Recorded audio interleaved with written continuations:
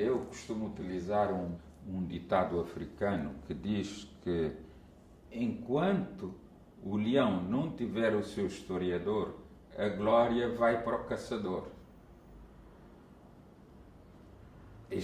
Estou a tentar ver se o leão arranja o seu historiador. É o que eu digo aos meus amigos africanos. A história contada pelos outros está carregada de preconceitos. Nós, vocês, temos de fazer a nossa história, temos de trabalhar isso.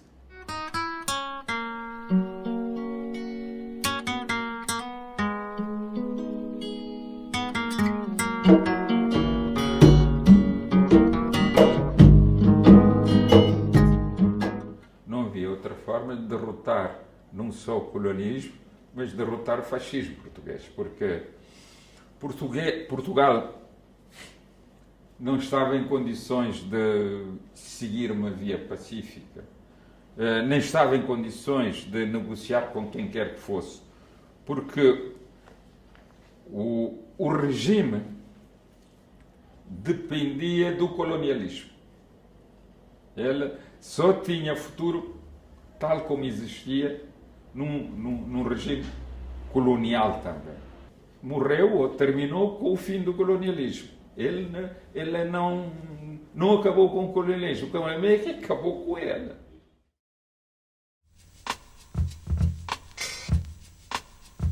O primeiro período começa em agosto de 1959, com o levantamento de estivadores no Porto de Bissau, fazendo uma dezena de mortos entre os negros trabalhadores. Ainda hoje, o PAIGC, fundado por Amílcar Cabral, considera esse incidente como a origem da subversão da Guiné. Em abril de 1961, reúnem-se em Casablanca todos os movimentos existentes nos territórios portugueses de África, que tivessem alguma expressão e, sobretudo, auxílio estrangeiro na Conferência das Organizações Nacionalistas das Colónias Portuguesas. Para Amílcar Cabral, era evitar de se transformar numa guerra de fronteiras, quer dizer, estamos do outro lado, vai-se atacar. E escolheu o início para uma localidade no centro-sul da Guiné, que chama-se Tite, quartel de Tite, já deve ter ouvido, o ataque ao quartel de Tite. Portanto, vai-se atacar no interior em vez de atacar na fronteira. Portanto, tentou fazer um movimento de dentro para fora e não de fora para dentro. Essa é a ideia. Mas já tinha havido um grande trabalho de mobilização dos camponeses, mobilização dos guineenses, quer em Bissau, quer no interior, portanto, do mundo rural. Fez um trabalho de mobilização, persuadir que era possível. O colonialismo é baseado no medo, na repressão, no medo. Como vencer o medo? Quando eles são poderosos, ou parecem ser poderosos, é preciso convencer as pessoas que não eram tão poderosos assim e encontrar o argumento, o fator mobilizador, que ele pode convencer as pessoas que o engajamento numa luta valia a pena.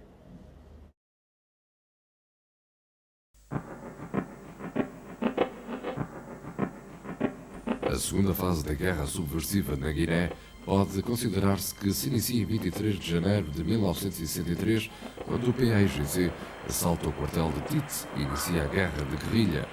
Estivemos reunidos no Boé, criamos uma base aí e passamos algum tempo a organizar aquilo e depois fazer a afetação dos quadros de acordo, sobretudo, buscando tirar efeito, tirar rendimento dos melhor qualificados, daqueles que estão melhor preparados e que entraram, sobretudo, na artilharia, no corpo da artilharia da Guiné, das célebres FARC, Qual é a vantagem disso? A vantagem é que é a uniformização da organização em todo o território. E criaram-se, creio que as frentes, não é? Sim. Não diz se o Luís teria dito ou não, as frentes de luta. Sim. A uniformização da organização e do comando e dos comandos. E passou a ser uma unidades nacionais e não unidades locais. Depois, um outro elemento, a criação das frentes, a forçar o inimigo à dispersão. Se continuássemos só num ou noutro lado, no norte e no sul, havia que provocar a dispersão do próprio inimigo. Nós nos dispersamos e o inimigo foi obrigado a dispersar-se. Portanto, ele não tinha possibilidade de se concentrar numa só frente ou num só local. Ele era obrigado a enfrentar unidades da guerrilha por todo o território nacional. O primeiro congresso do partido. do PAIGC em Caçacá. É a ideia de estar no interior do país. Nós já tínhamos falado da ideia do início da luta armada no interior do país. O congresso também faz-se na Guiné, no sul da Guiné. Porque ir correr esse risco? É a filosofia política da Amílcar Cabral e as suas opções. Demonstrar que era lá dentro, não era cá fora. Demonstrar que a luta não foi fora, foi lá dentro. O primeiro ataque é lá dentro, nem em profundidade. O Congresso é lá dentro. As razões que aceleraram a realização do Congresso são uma série de erros cometidos pelos responsáveis do PAIGC, combatentes, que se viram com poder, com armas das mãos, o poder das armas, iam cometendo muitas asneiras, iam também praticando muitos erros, entre os quais no seu relacionamento com as populações, também a guerra aos feiticeiros e às feiticeiras, portanto, a todos esses aspectos culturais que era preciso combater. Para entender aí os erros, o poder das armas, a falta de formação, a influência do meio ambiente, do próprio cultura local. Portanto, tudo isso foram causas que estiveram na base dos erros que foram combatidos e, a partir dessa altura, as pessoas entenderam que não havia ninguém para fazer justiça, ninguém tinha poder de fazer justiça. A justiça pertencia chamemos-lo, à liderança nacional, ao PAIGC e não qualquer um.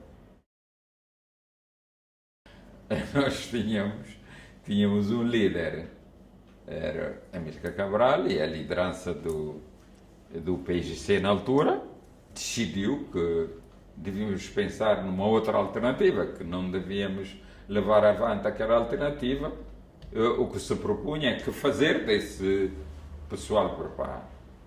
Discutimos com eles e decidimos vir a Guiné-Bissau e participar na luta de libertação na Guiné-Bissau, cada um segundo as suas capacidades e segundo as suas posses.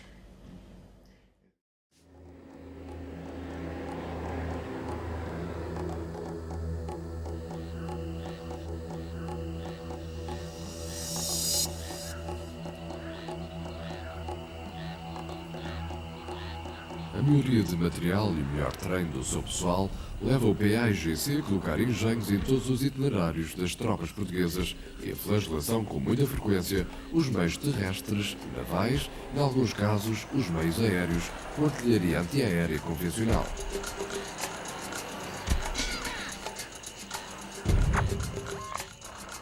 Houve uma tentativa dos portugueses de isolar o sul da Guiné, que era onde a guerrilha era bastante forte.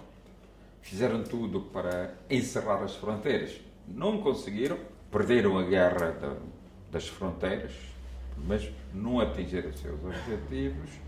Na minha perspectiva, entramos numa espécie de situação de equilíbrio que era preciso romper. A terceira fase da Guerra de Subversão da Guiné coincide com a chegada do então brigadeiro Spínola a 12 de maio de 1968 à Guiné, como governador e comandante-chefe, em substituição do general Schultz. Nas tropas portuguesas instaura-se um novo estilo e um novo alento. Spínola, quando chega à Guiné, procura reverter a situação, utilizando aquilo que é natural nessas situações, é aplicando a teoria da guerra antissubversiva. Tenta-se matar a rebelião no ovo, portanto, uma repressão cega a civis. Segundo, procura-se isolar a rebelião através do encerramento das fronteiras. Isso aconteceu na Guiné. E a terceira, também uma tentativa de solução militar, é tentar procurar e destruir. A terceira ou quarta, há um outro que é tentar aliciar, enganar as populações com as reformas.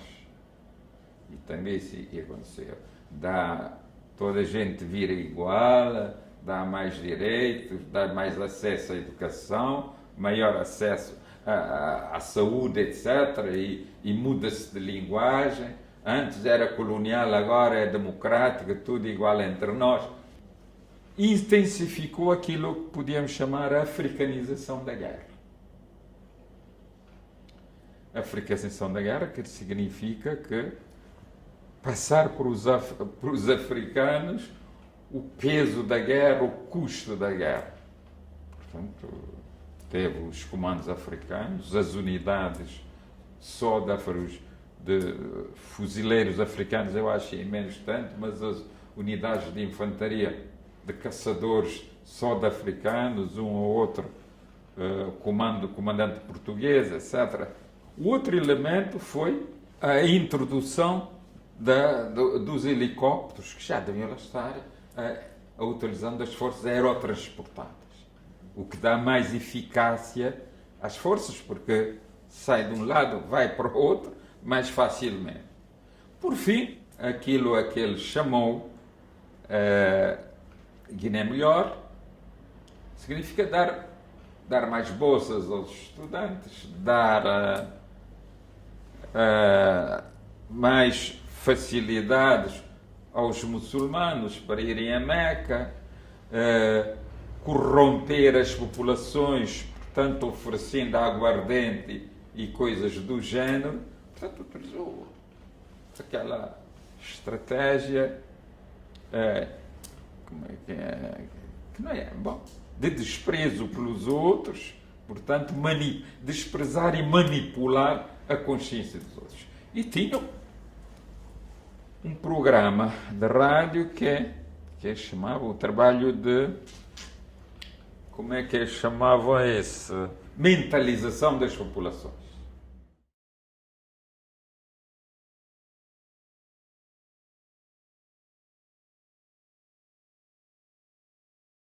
Um outro elemento importante dessa política da Guiné Melhor é a provocação da divisão no seio do PAIGC. Divisão entre os dirigentes e a base do partido. uma campanha sistemática de mentiras. E, bom, lá os vossos chefes estão em Conakry e ao ar-condicionado, coisa, e vocês aí a matarem-se e eles lá a passarem a fazer boa vida. A guerra tem a sua componente psicológica, a guerra psicológica. Outro elemento dessa guerra psicológica era contra os cabo-verdianos. Dividir o PAIGC entre cabo-verdianos e guineenses. Até hoje contam essa história, à volta da mesma coisa, inventada em grande medida por eles. O Spínola foi ao ponto de proibir um programa da rádio que dava música cabo-verdiana.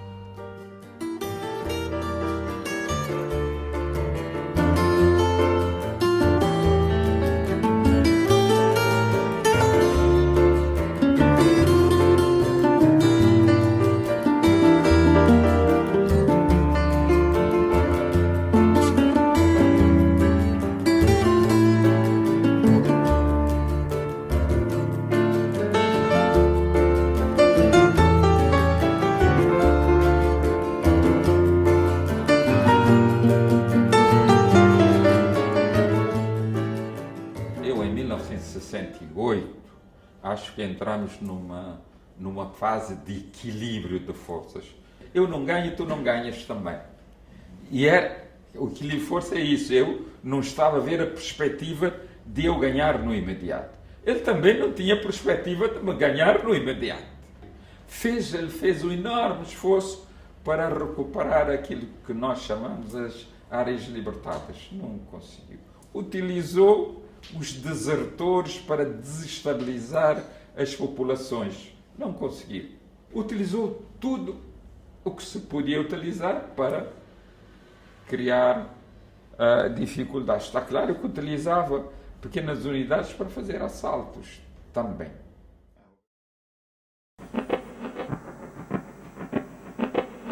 No ano de início dessas operações, foi também o ano da instalação de uma base armada e fortificada do PAIGC, em território da Guiné, na região de Medina de Boé, que tinha sido abandonada por falta de interesse operacional pelas tropas portuguesas.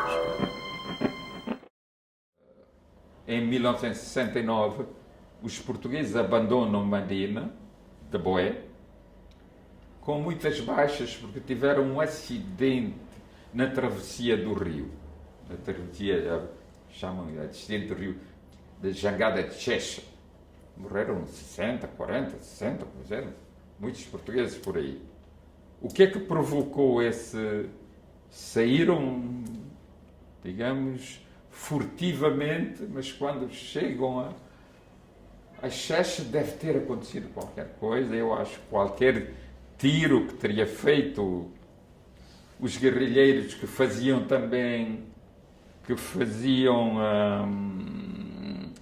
fiscalizavam aquilo. E eles perdem-se e têm 40 ou 60 mortos com o acidente de Checha. A partir daí, um vasto território de Boé, de Medina, ficou livre de portugueses. Uma parte da população tinha-se refugiado junto da fronteira com a Guiné-Conakry. O comandante-chefe da Guiné, General Spínola, com a autorização de Marcelo Caetano, iniciou um período de bombardeamentos a bases de guerrilheiros e missões punitivas e de perseguição a grupos operacionais de guerrilheiros do PAIGC no Senegal e na República da Guiné. Isso também faz parte da estratégia da guerra antissubversiva. É ir atacar a retaguarda estratégica. Tentou destruir a nossa retaguarda estratégica. Estavam convencidos que iam deitar abaixo o regime sequetorial, não conseguiram, foram derrotados e nisso contribui uma pequena unidade daquilo que nós chamamos Marinha do PAIGC, que estava instalado no porto de Conakry. Bom, esse é o sinal do desespero também. essa operação, eu entendo que foi mal preparada. Agora, contavam que podiam ganhar porque, pelas informações depois, estaria implicado o próprio chefe de Estado-Maior das Forças Armadas da Guiné. Portanto, tinha elementos para pensar que iam ganhar, mas por pequenas coisas não conseguiram. Não conseguiram chegar à residência oficial de Sékou Touré, não conseguiram tomar a rádio porque foram também atacados aí por uma pequena unidade do PAIGC. Não conseguiram tomar nenhum quartel, dizem que queriam ir ao aeroporto, não chegaram ao aeroporto. Aí que eu digo que foi mal preparada. Não cabe na cabeça de ninguém ir da cidade de Conakry ao aeroporto de Conakry. Nós aí criamos uma escola em 69, sim? Criamos um centro de formação, de preparação de guerrilheiros, um ponto de passagem também para a formação no exterior.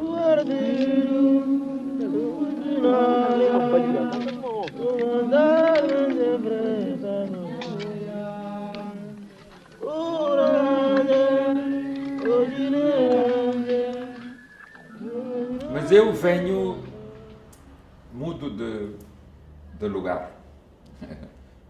Sou colocado na Frente Sul, onde viria trabalhar com o comandante da frente, era o Nino Vieira, que veio a ser presidente da Guiné-Bissau. Portanto, nós dois era que fazíamos chamamos a gestão daquilo. Como reação à política da Guiné Melhor, a direção do PAIGC, a Milgar em particular, decidiu criar todas as condições para melhorar as condições de vida das famílias dos combatentes.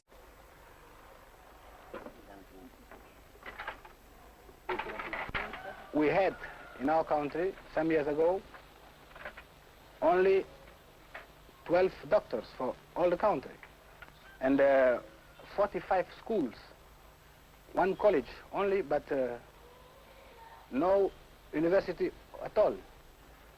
You can see what kind of civilization Portuguese gave us. We now assure the medical assistance for a great part of the population of the liberated zones. And we could do better if we get medicines, enough medicines. We now have more nurses in the liberated zone than in all the time of colonialism in our country. Nós tínhamos os armazéns do povo. Os armazéns do povo eram abastecidos através da ajuda sueca. A ajuda sueca era a ajuda que chamam não letal, ajuda não armada. Com essa ajuda, adquiríamos bens de boa qualidade que utilizávamos para a troca com os camponeses. Devíamos procurar melhorar as condições de vida das famílias dos combatentes. No sul da Guiné fui eu o encarregado de aplicar essa política. E apliquei a política, da melhor maneira, de modo, além do lado militar, compensamos o lado social com isso.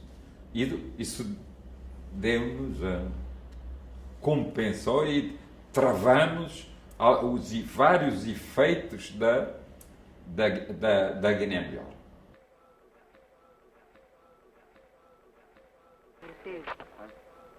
A jovem Vincent Paz Ginástica, com Luz, Deus, companheiro, Helen, Leon.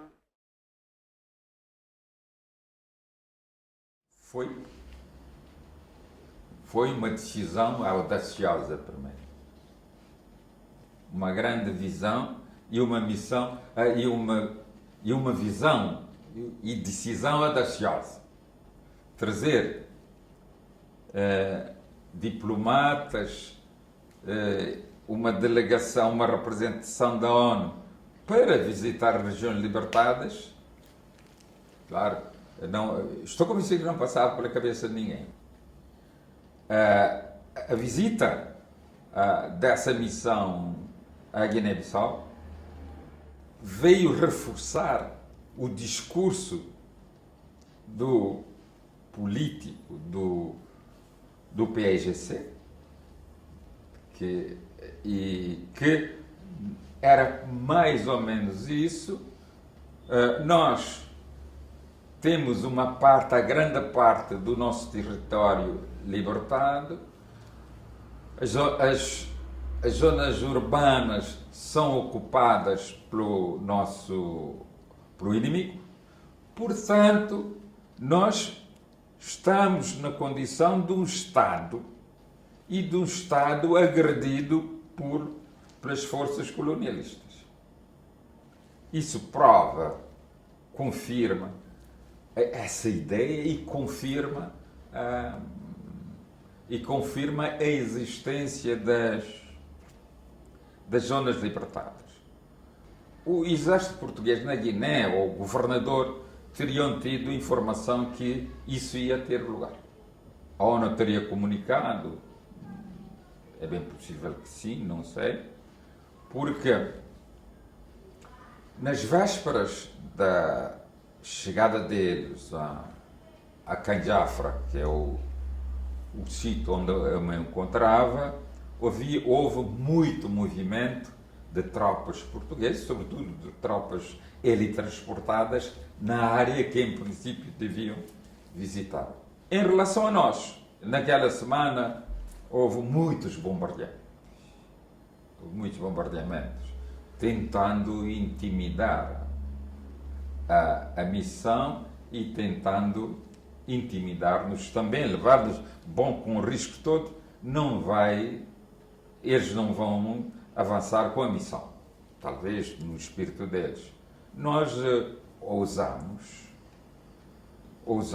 e a missão fez a visita, com muitas dificuldades, porque teriam que contornar as tropas que os portugueses lançaram aí naquela área para tentar ou impedir ou capturar os membros da missão.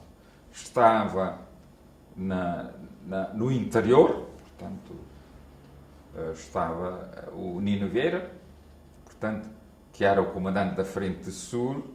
Eles visitaram o Nino Vieira, depois foram visitar mais uma ou duas escolas aí nas zonas libertadas e voltaram. Foi uma missão audaciosa, mas também do lado dos diplomatas da ONU foi também audaciosa e perigosa terem aceitado isso. Da delegação, para além do equatoriano, o Borja, havia um sueco, havia um tunisino, havia um assistente senegalês e havia, creio, um fotógrafo japonês. Portanto, foi tudo registado. As melhores fotografias que eu vi da luta na Guiné, as fotografias desse japonês. A fotografia de japonês tem um guerrilheiro deitado, a dormir, sem as botas, suas pernas dessa perna, e ao lado a sua arma, o Kalashnikov. Do meu ponto de vista, significava o seguinte: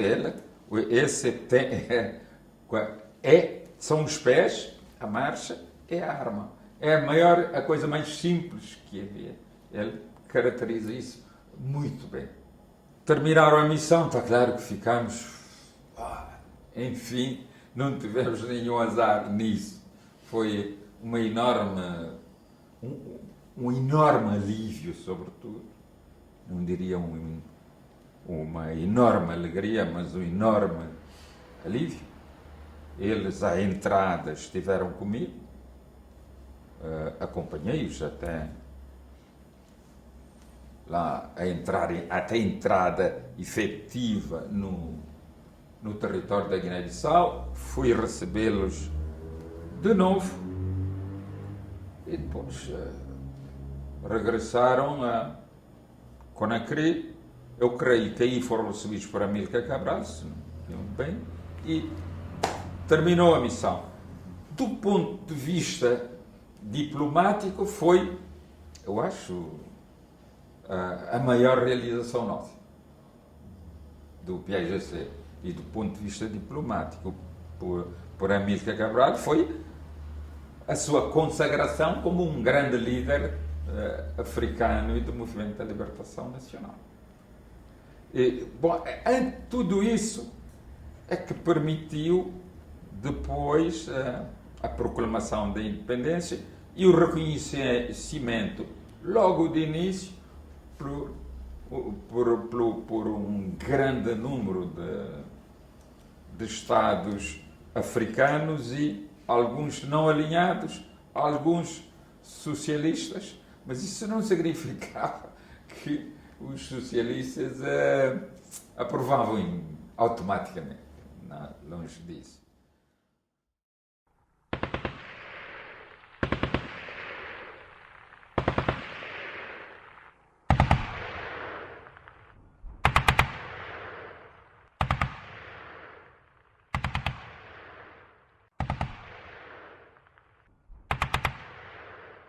Tínhamos uma outra arma de artilharia que, com bom alcance, arma ligeira, leve, um tubo chamado grade, que é uma versão reduzidíssima da arma que os soviéticos utilizaram na Segunda Grande Guerra, que se chamava órgão de Stalin. Isso permitiu-nos fazer vários ataques, incluindo uma vez o ataque ao aeroporto de Bissau. Melhoramos bastante o armamento com a introdução do grade e, sobretudo, com o aumento do número de bocas, como se costuma dizer, mas também com a utilização dos artilheiros cabo-verdianos. Comandantes da artilharia de Cabo Verde tinham a preparação académica suficiente para tirar proveito da melhor utilização das armas. Tínhamos chegado à conclusão, era preciso romper com o equilíbrio. Como romper com o equilíbrio? Tínhamos de encontrar meios antiaéreos para neutralizar a Força Aérea Portuguesa.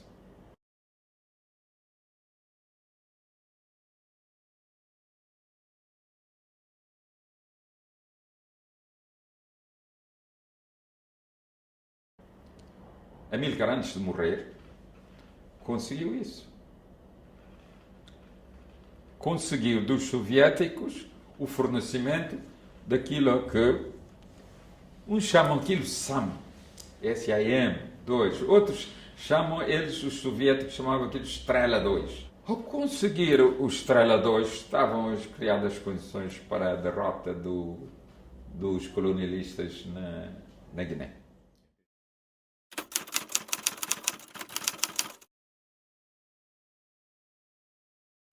Camaradas e compatriotas, neste momento em que começamos o novo ano de vida e de luta, e o nosso combate pela independência do nosso povo africano completa 10 anos, devo lembrar a todos, militantes, combatentes, responsáveis e dirigentes do nosso grande partido, que a hora é de ação e não de palavras. A ação cada dia mais vigorosa e mais eficaz na Guiné, para infligir maiores derrotas aos colonialistas portugueses e tirar-lhes todas as pretensões, tão criminosas como vãs, de reconquistar a nossa terra. Em 1973, janeiro, Amílcar Cabral tinha feito uma declaração. Ele fazia sempre uma mensagem do Ano Novo. Na mensagem, na mensagem do Ano Novo, ele tinha traçado os objetivos a atingir naquele ano. Vamos, no decurso deste ano, e tão cedo quanto seja possível e conveniente, reunir a Assembleia Nacional Popular na Guiné, para que ela cumpra a primeira missão histórica que lhe compete: a proclamação da existência do nosso Estado, a criação de um executivo para esse Estado e a promulgação de uma lei fundamental, a da primeira Constituição da nossa história, a qual será a base da existência ativa da nossa nação africana.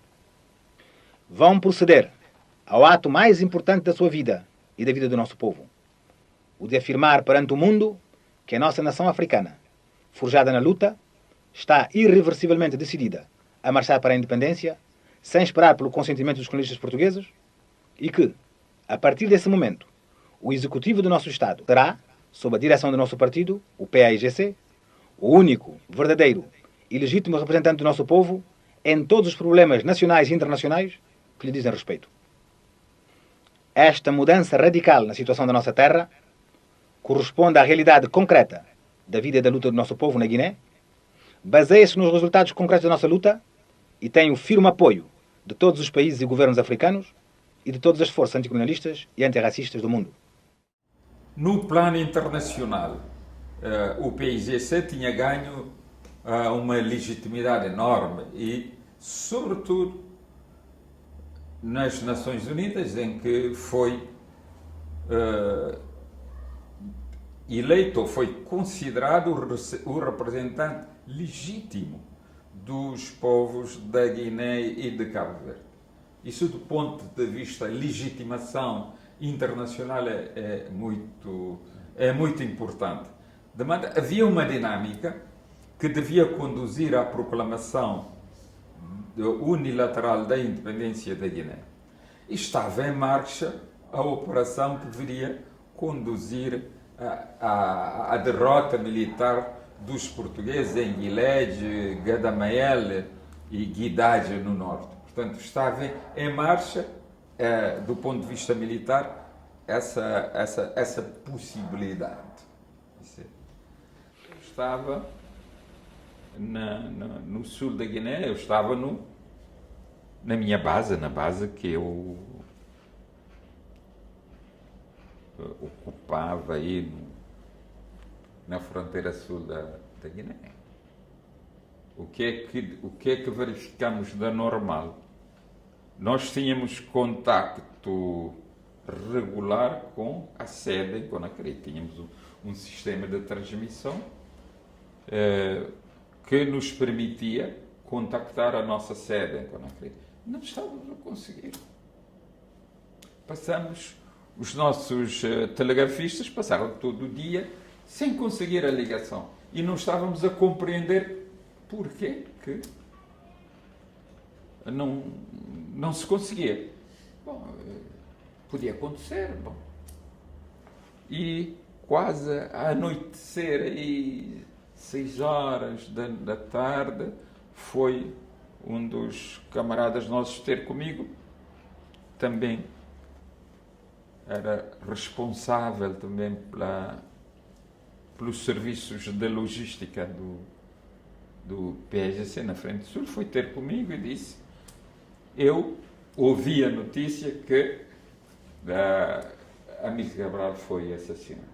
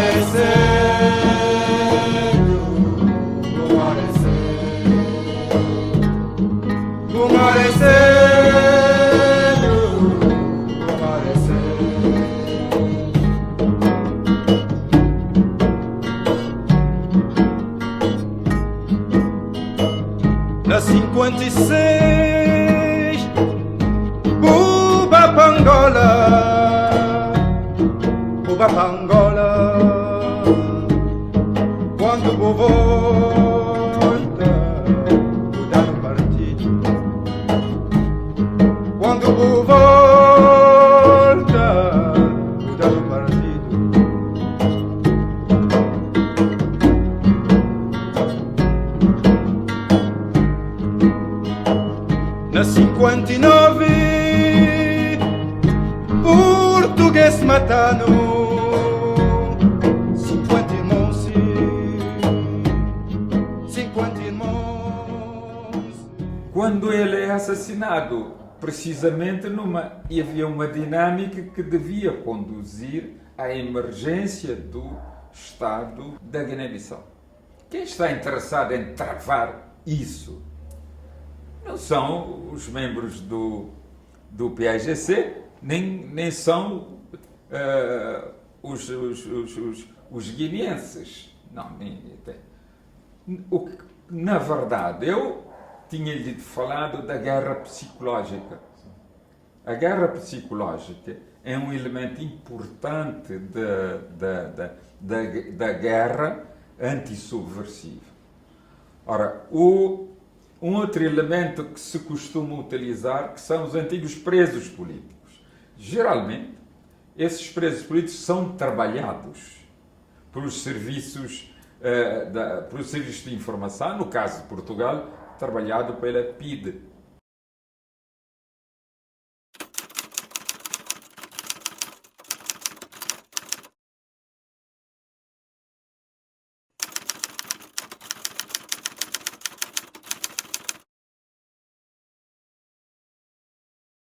Então, são esses 2 ou 3 desses antigos presos políticos, o Momo Touré, o Aristides Barbosa e mais um outro, que se encarregaram desse trabalho sujo de provocar a divisão e de estimular a destruição do PAIGC. Portanto, porquê o assassinato de Amílcar Cabral? Está claro que Amílcar Cabral não era o primeiro líder dos movimentos de libertação a ser assassinado. Portanto, muitos outros foram assassinados antes dele. Porquê? É a lei da guerra e, ao mesmo tempo, é a ideia simplista de que, liquidando a direção ou liquidando o chefe, criarão tanta confusão que esses movimentos de libertação entrariam num estado de deterioração, de conflito interno e desapareceriam. Ou então, os que ficassem seriam recuperados pelo poder colonial. O que estava no nosso espírito era bom. Já sofremos esse golpe, vamos ultrapassar isso, mas vamos castigar aqueles que o fizeram. E vamos todos juntos substituir Amílcar Cabral e vamos todos juntos intensificar a luta armada. E vamos fazer o máximo para ganhar, para não perder. Farão ainda muitas tentativas e manobras para tentarem destruir o nosso partido e a luta. Mas tudo em vão, porque nenhum crime, nenhuma força, nenhuma manobra ou demagogia dos criminosos agressores colonistas portugueses será capaz de parar a marcha da história, a marcha irreversível do nosso povo africano na Guiné e Cabo Verde para a independência, a paz e o progresso verdadeiro a que tem direito. Avante, camaradas e compatriotas, na nossa luta heroica de libertação nacional. Saúde, longa vida e êxitos cada vez maiores ao nosso povo africano, aos nossos corajosos combatentes, a todos os militantes, responsáveis e dirigentes do nosso grande partido. Vamos proclamar a existência do nosso Estado na Guiné e avançar com a luta vitoriosa do nosso povo em Cabo Verde. Fomos e assumimos a direção, ou reassumimos a direção das coisas em Conakry, das instalações, dos armazéns, da oficina, da frota dos caminhões, das escolas, tudo isso recomeçou a funcionar.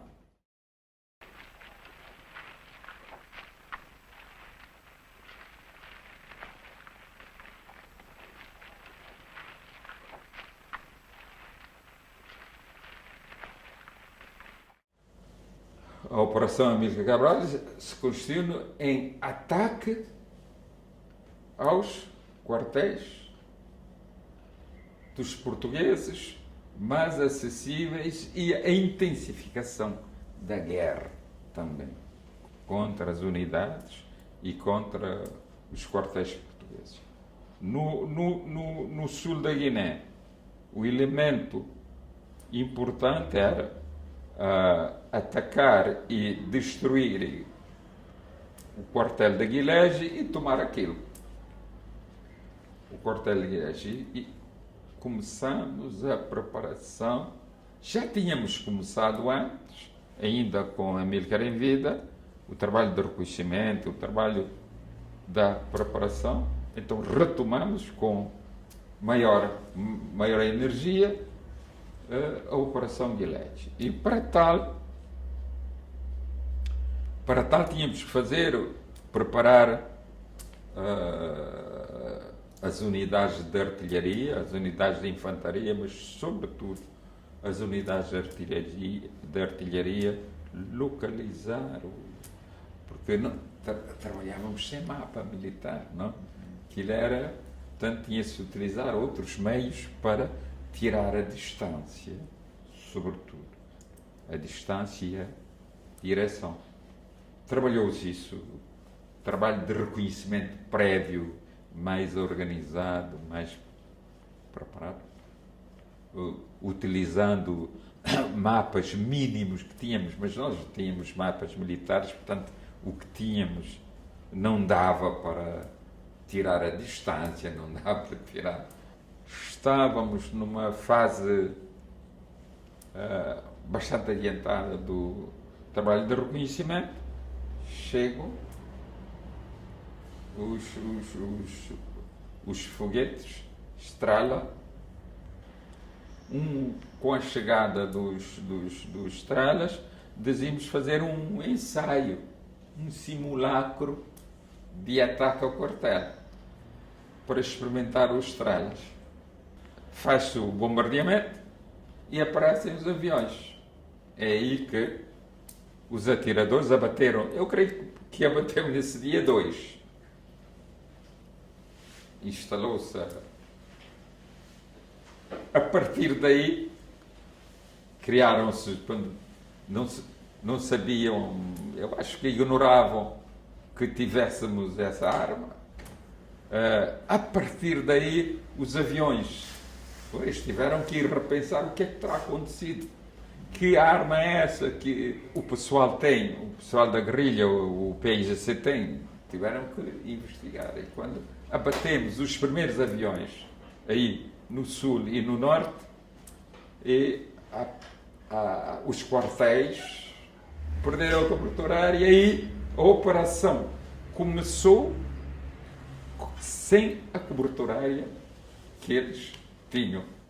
Começamos o bombardeamento do quartel, utilizando os grades, a arma que destrui tudo aquilo, que antes tínhamos dificuldade em utilizar, foram os morteiros 120.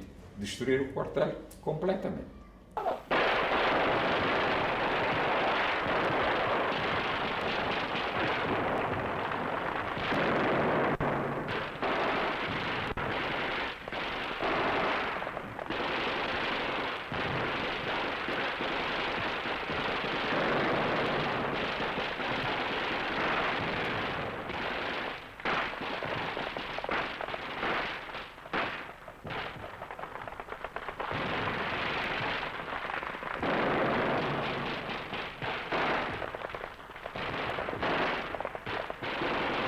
E a operação teve o seguimento para uma unidade mais ao sul,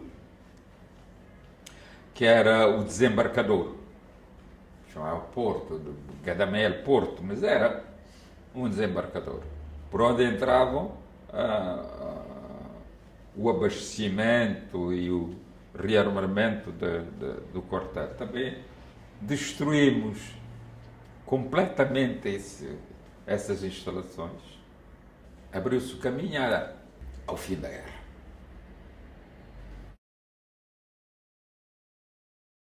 O segundo congresso do PAIGC tem lugar depois da nossa vitória, das vitórias militares na frente militar na Guiné, num contexto de que podia chamar a caminho da vitória.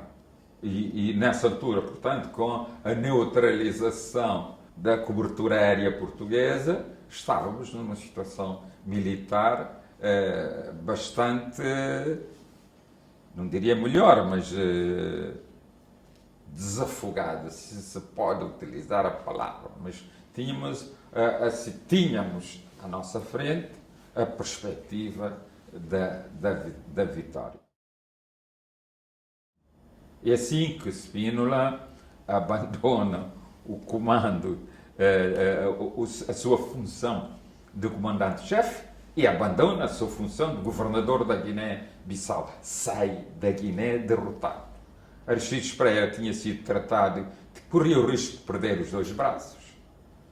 Foi evacuado para a União Soviética, era em Moscovo, fizeram-lhe um tratamento e voltou em condições de assumir a liderança do PAIGC.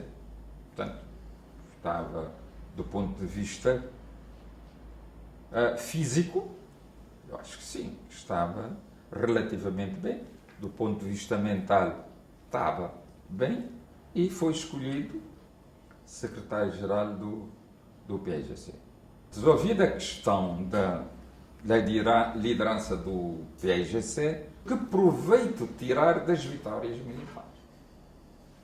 E a partir daí fez-se um trabalho diplomático, essencialmente por Aristides Pereira e Luís Cabral, no sentido de garantir o apoio diplomático, político e diplomático a essa iniciativa. Se de um lado tínhamos vitórias militares que davam-nos legitimidade e força para fazer isso, do outro lado teríamos que ter a legitimidade chamada internacional, política e diplomática. Conseguiu-se isso?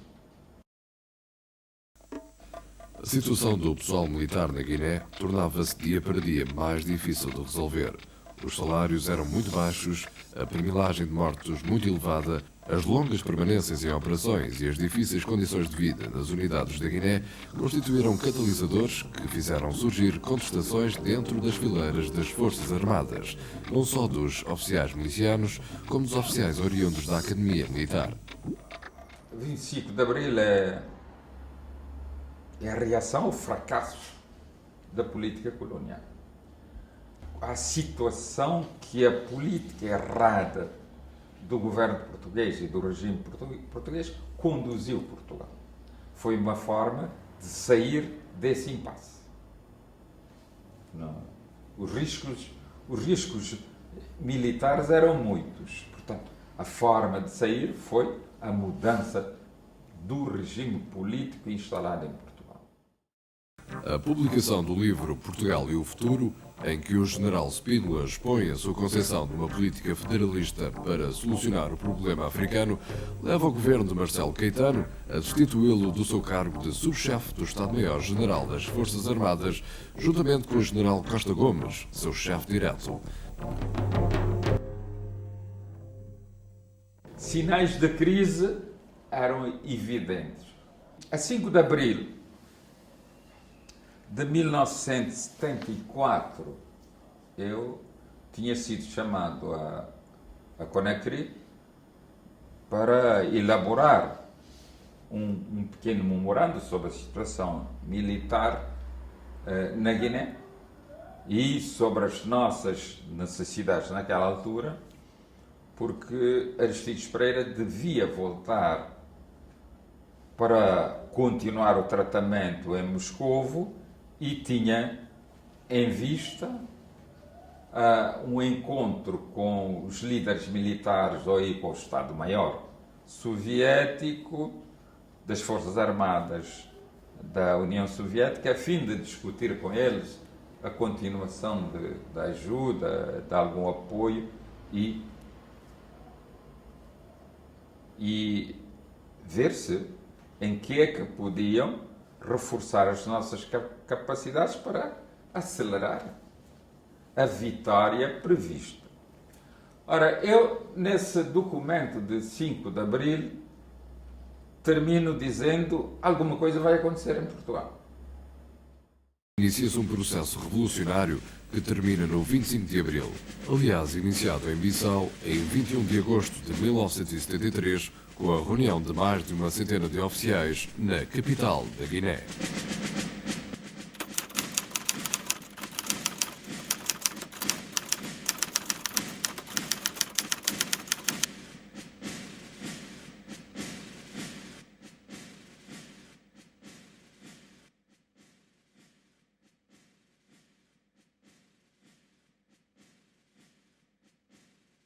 O 25 de abril, como disse, nós não podíamos prever como é que seria, quem seriam os líderes,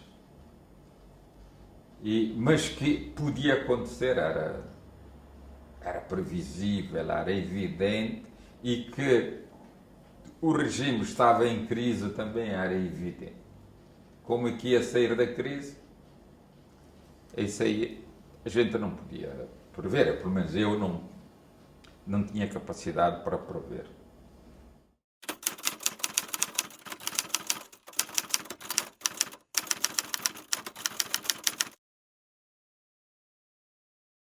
Nós, na nossa perspectiva, não estava a fazer a guerra por fazer a guerra. Portanto, tudo que pudesse conduzir ao fim da guerra, toda a negociação que pudesse conduzir ao fim da guerra, para nós era bem-vinda. Mário Soares, ou seja, o governo português, entrou em contato com o presidente Senghor, solicitando os bons ofícios dele para um encontro com o PAIGC. Aceitámos de imediato o encontro. Como eu disse, não se faz uma guerra por fazer uma guerra. Nós temos objetivos políticos a atingir, desde que os nossos objetivos sejam conseguidos ou salvaguardados, não há que estar a continuar a guerra. Face ao acontecido, houve podemos dizer, uma redução das atividades militares. Portanto, um compasso de espera, mas não foi um cessar-fogo oficial, porque cessar-fogo só depois das negociações. Portanto, houve um certo compasso de espera, uma certa expectativa, tudo isso, e levou, vamos observar para onde é que isso vai.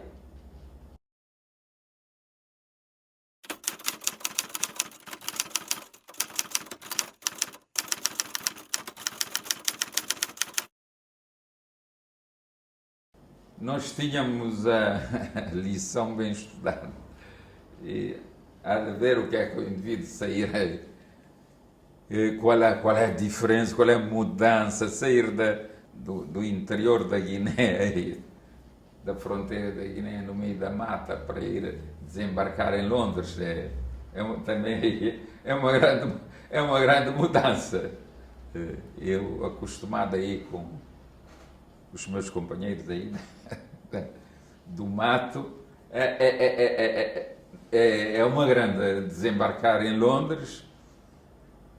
Se nos inibimos longe disso, estávamos confiantes, bastante confiantes, convencidos que tínhamos conseguido a vitória pela qual vínhamos lutar. Portanto, o nosso estado de espírito, nós estamos bastante confiantes naquilo que fizemos, naquilo que queríamos. As negociações com os portugueses, primeiro eles não conheciam a situação, pensavam numa outra coisa. Nós íamos lá representado o Estado que já tinha sido reconhecido por 84 países. Desembarcamos em Londres com o passaporte diplomático da Guiné-Bissau.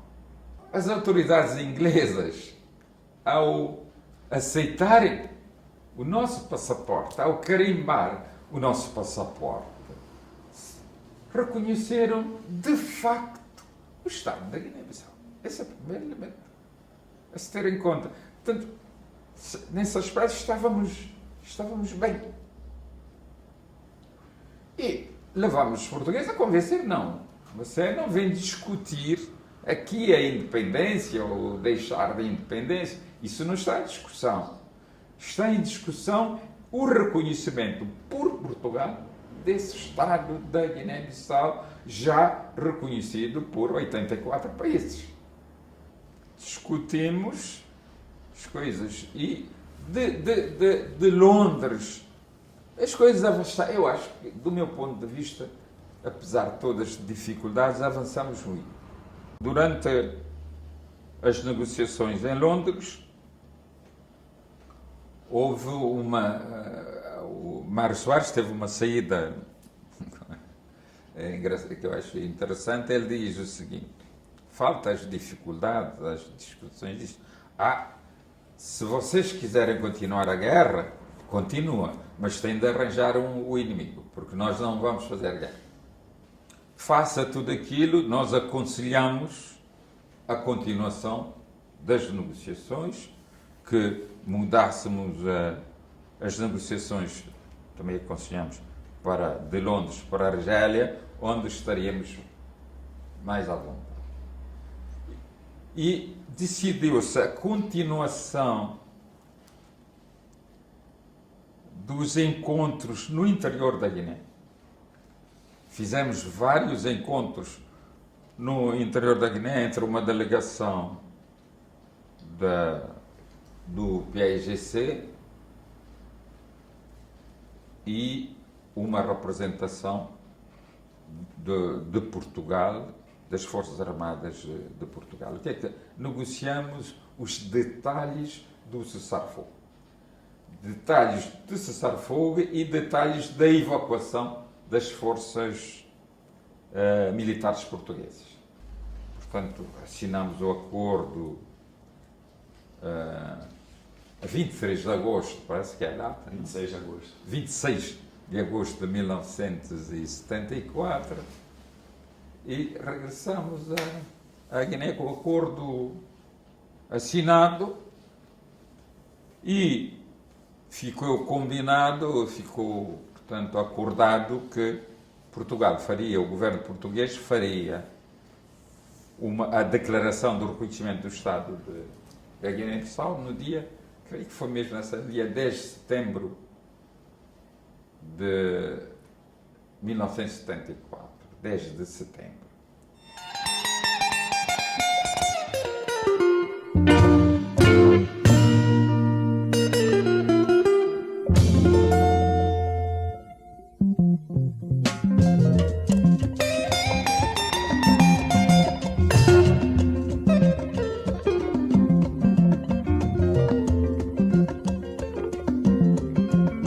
Oyanda mundo bubingo chanu no libertad. Oyanda mundo bubingo chanu no libertad. Simbo punta volanta kuma chonku bu misti. Simbo punta volanta kuma chonku bu misti ma. Anosa no kanega ningingo. Anosa no kanega ningingo. Nona busca kinkana guiano. Nona busca kinkana guiano.